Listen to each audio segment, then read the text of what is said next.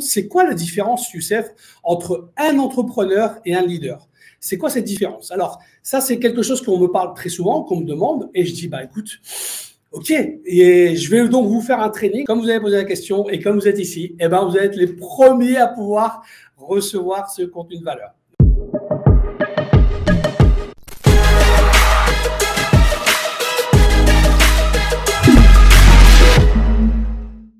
Bienvenue dans cette nouvelle vidéo sur ta chaîne YouTube, la chaîne où est-ce que, justement, la chaîne des entrepreneurs qui ont décidé de passer du mode entrepreneur au mode leader. Donc, n'hésite pas à t'abonner à cette chaîne YouTube pour recevoir tout ce contenu de valeur qu'on a vraiment envie de te partager, mon équipe et moi, et on est vraiment très, très enthousiastes.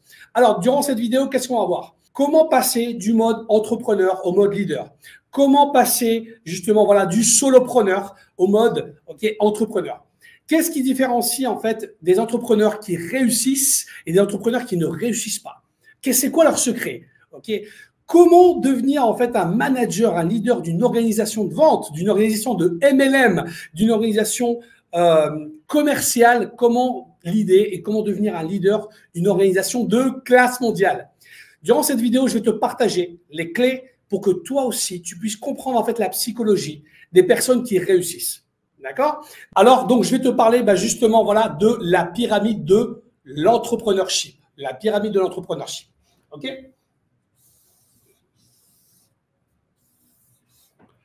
Donc, la pyramide de l'entrepreneurship, c'est quoi? La première, en fait, de la base de la pyramide, le premier type de personnalité qu'on rencontre dans le business, c'est quoi en fait? Il y a énormément de personnes qui veulent faire du business. Il y a énormément de personnes qui veulent justement, voilà, ils disent, ouais, moi, je suis au taquet quand vous lui offrez une opportunité. Tu dis, ouais, moi, moi, je suis super excité, j'ai vraiment envie. Il dit oui à tout le monde. OK? Il dit oui à tout le monde, il dit oui, mais à la finalité, il ne fait rien du tout. Ça, c'est la première partie, c'est ce que j'appelle moi les dreamers. Les dreamers.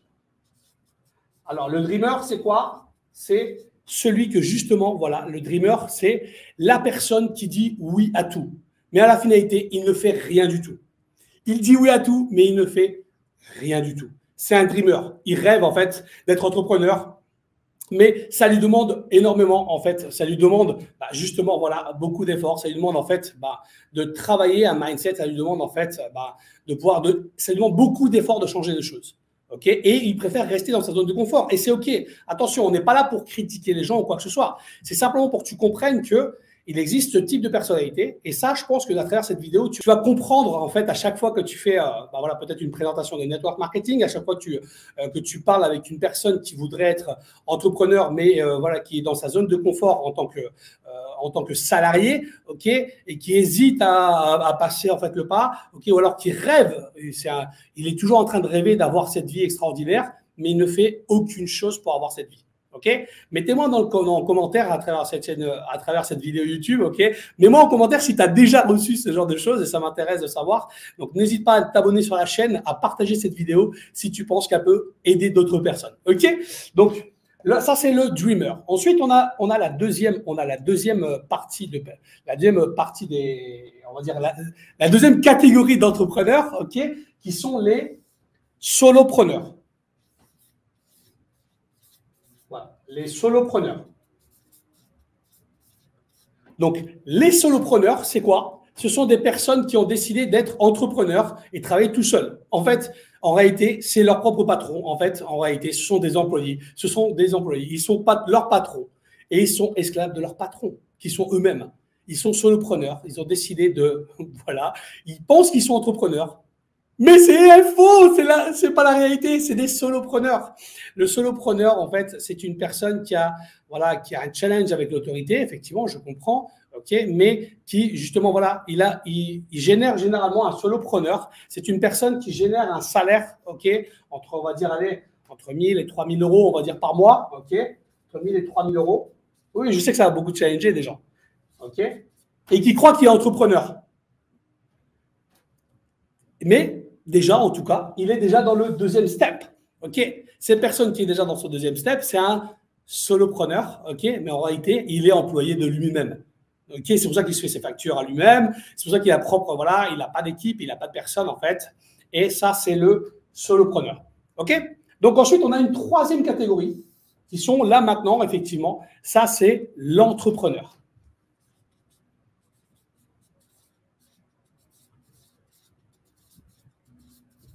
Alors, l'entrepreneur, c'est une personne, en fait, qui fait, effectivement, qui fait entre 6 et 7 chiffres. 6 et 7 chiffres par an, ok? 6 et 7 chiffres, c'est-à-dire que, voilà, si tu vois là, entre 6 et 7 chiffres, c'est-à-dire, voilà, 250 000, 500 000, quoi, si il arrive au million, effectivement. Là, ça, c'est un entrepreneur. Donc, lui, il a une équipe, il est structuré, ok?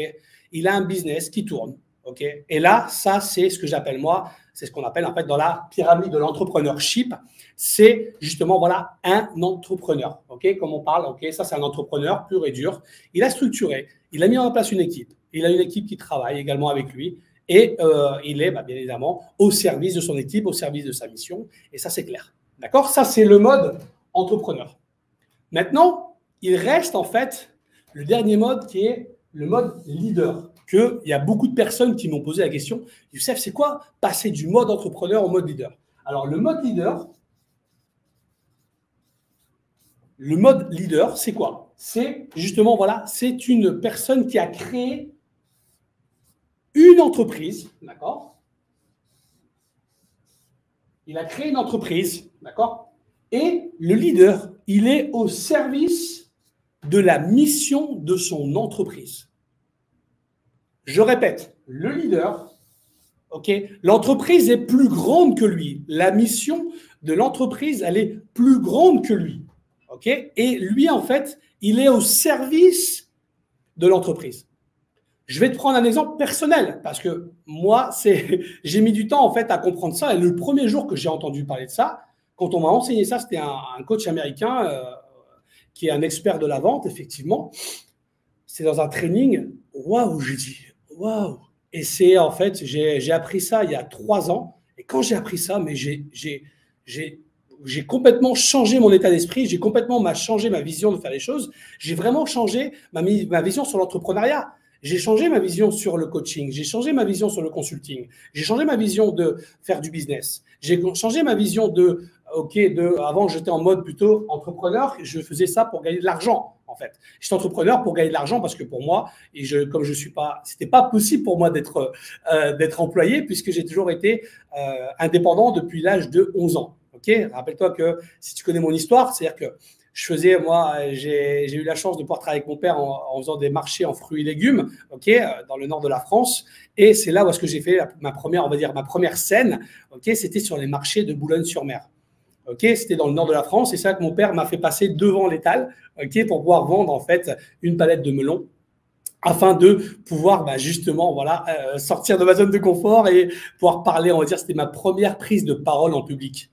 La première prise de parole en public, c'était à l'âge de 11 ans quand mon père m'a fait passer devant l'étal et m'a dit, écoute Youssef, voilà comment tu vas faire, voilà qu'est-ce qu'il y a à faire, voilà comment, même si j'avais la boule au ventre, même si j'avais la peur du rejet, j'avais une peur du rejet, j'avais la peur, j'avais honte que les gens me regardent, j'avais peur que les gens me regardent, ça me faisait vraiment, j'étais vraiment dans un état de stress, ok, parce que la peur de la prise de parole en public, c'est l'une des peurs les plus grandes qui existent au monde. Et parler en public, c'était pour moi, cette fois-ci, leur proposer d'acheter un melon, et c'était quelque chose qui était vraiment très challengeant pour moi. Ok, donc c'était la première fois que je suis passé, on va dire que je suis monté sur scène, c'était sur la scène du marché de Boulogne-sur-Mer. Donc, quand j'ai appris ça, en fait, j'ai dit waouh. Et en fait, j'ai appris ça. J'ai eu de la chance et j'ai vraiment beaucoup de gratitude. J'ai appris ça justement en plein moment de virage dans ma vie. C'est-à-dire que j'étais dans un virage, j'avais déjà créé des entreprises dans le secteur du tourisme. J'avais déjà fait plusieurs millions, j'avais déjà fait 10 millions dans le secteur dans l'industrie du tourisme en tant que tour opérateur. Okay, et on avait un call center de closing, de vente par téléphone, okay, de closing, où est-ce que justement on faisait plus de 12 000 ventes par an. Tu t'imagines 12 000 ventes closées, 12 000 ventes en closing par an. C'était juste un truc de dingue. Et j'ai eu la chance de faire ce training avec cette personne. Donc, la formation, j'ai vraiment voulu vous la partager parce que pour moi, c'est vraiment très important. C'est-à-dire que j'ai eu la chance que cette personne, avant que je crée l'entreprise Mind Success, qui est l'entreprise que j'ai aujourd'hui, j'ai eu ce training-là. Et cette personne, en fait, m'a ouvert les yeux. Et j'ai dit tout de suite, en fait, après avoir créé 10 entreprises, Mind Success, c'est la 11e entreprise que je crée dans ma vie. Et j'ai dit, en fait, ce que je vais faire, c'est que cette fois-ci, je vais créer une entreprise avec une mission qui est plus grande que la mienne. et je veux me mettre au service de cette entreprise.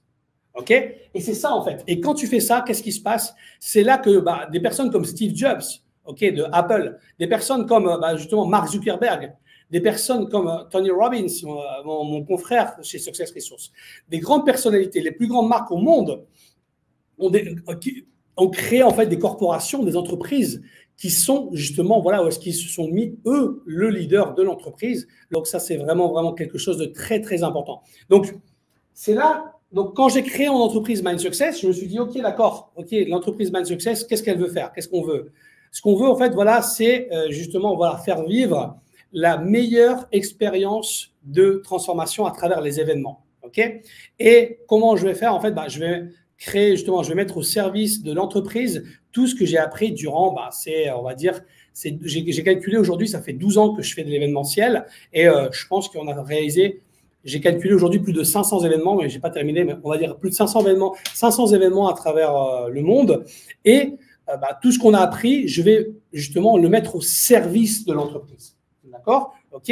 Quand tu fais en fait une entreprise, quand tu es, au service de ton entreprise, tu es le leader, et c'est là que ton entreprise peut faire 7, 8, 9. Il n'y a pas de limite, c'est nos limites.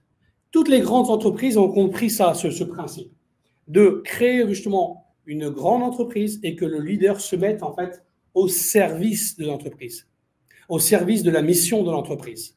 Et ce qui se passe, c'est que c'est comme ça que tu vas pouvoir attirer en fait les bonnes personnes, ok, les personnes qui vont être connectées à la vision et à la mission de l'entreprise. Et c'est comme ça que tu peux créer justement, voilà, cet engouement. C'est comme ça que tu peux tu peux attirer des A-players dans ton équipe. Ok, comme moi, j'ai vraiment beaucoup de gratitude aujourd'hui. J'attire aujourd'hui justement ce type de A-players. J'attire ce genre de personnalités, ok, qui justement, voilà, sont au service de Mind Success, qui est l'entreprise que j'ai créée pour justement, voilà, pour servir le monde et apporter réellement un changement à travers, voilà, les événements, à travers la transformation expérientielle. Faire vivre la mission de Mind Success, faire vivre la meilleure expérience de transformation à travers un événement. Que ce soit un événement virtuel comme on est en train de faire maintenant, que ce soit un événement présentiel à travers nos immersions, d'accord? Vous mettre au service, voilà, les 20 ans d'expertise dans l'expérience et dans le tourisme pour vous faire vivre justement la meilleure expérience transformationnelle à travers l'événementiel. Et quand tu fais ça, en fait, et je t'invite à vraiment à méditer là-dessus. Comment toi, ok, tu veux, voilà, ou est-ce que déjà, comment toi tu veux passer du mode entrepreneur au mode leader, ok? Et mettez-moi dans les commentaires en dessous de cette vidéo, ok? Posez-moi vos questions, n'hésitez pas, je vais répondre à toutes vos questions. Je suis un addict de YouTube, donc vous inquiétez pas, YouTube c'est mon ami, YouTube je le kiffe. Donc j'adore ça, c'est un média que j'adore, YouTube, c'est vraiment quelque chose d'extraordinaire. Donc mettez-moi, et surtout, le plus important, savoir, c'est où est-ce que vous êtes par rapport à cette pyramide. Est-ce que vous êtes en mode dreamer? Et c'est OK de savoir où est-ce qu'on part. Okay, c'est très, très important de savoir d'où est-ce que vous partez. Si vous partez de dreaming, OK, je suis un dreamer et je veux passer à solopreneur. Et c'est OK, en fait, il n'y a pas de jugement. Ce qui est important, c'est de savoir d'où est-ce que tu pars pour savoir quelle est la destination que tu veux atteindre. OK? Moi, personnellement, j'étais bloqué à ce niveau-là. J'étais bloqué pendant plus de 20 ans, j'étais bloqué en tant qu'entrepreneur. Okay, je ne connaissais pas cette vision. Je n'avais pas eu ce training. J'aurais eu la chance, j'aurais aimé tellement qu'une personne m'explique ça, ce que je suis en train de vous expliquer aujourd'hui. Est-ce que vous êtes d'accord avec moi? Mettez-moi en commentaire. OK. Donc voilà. Donc, je reviens donc par rapport à cette vidéo. OK. Donc, n'hésite pas. OK, à t'abonner à la chaîne YouTube si tu veux recevoir plus de contenu. N'hésite pas à mettre la cloche pour recevoir toutes les nouvelles pépites qu'on te partage, que je te partage justement. Voilà. Et donc, je reprends sur ce que je te disais. Dreamer, c'est celui qui, voilà, il dream. Voilà, il sait pas, voilà, il dit oui à tout, mais il fait rien. Le solopreneur, c'est juste une personne qui est là, qui a un employé, en fait, de lui-même. Et c'est OK. D'accord? Mais par contre, tu ne peux pas passer au niveau supérieur. L'entrepreneur, c'est une personne qui a créé une équipe et qui travaille en fait également pour créer justement de l'argent, créer de la valeur, ok. Mais il travaille pour une équipe. Il est encore en mode, la tête dans le guidon.